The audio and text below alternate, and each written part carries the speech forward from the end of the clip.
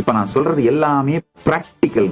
Modern டேல AI காரணத்தினால எல்லா விதமான நாலேஜ், எக்ஸ்பர்டைஸ் எல்லாமே டெமோக்ரடைஸ் ஆயிடுச்சுங்க. நமக்கு தேவையானது எல்லாமே காத்துல இருக்குங்க.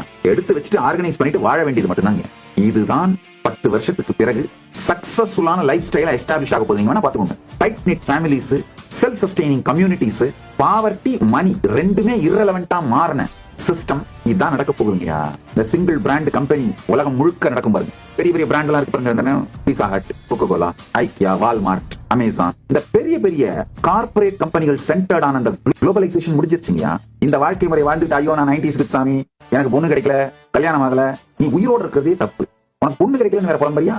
அதுவே சான்ஸ். சுதந்திரத்தை விட்டுக் கொடுக்காமல் கான்சியஸ் சாவரனிட்டி, தன்னுடைய வாழ்க்கையை அமைத்துக் கொள்ளுகின்ற கான்சியஸ் சாவரனிட்டியை இழக்காமல் செல்வத்தை உருவாக்கி கொள்ளுகின்ற சமூகம் எவால்வ் ஆயிட்டு இருக்கு, எவால்வ் ஆக போகுது. அப்படித்தான் 10 ஆண்டுகளுக்குள் உலகம் அமைய போகிறது.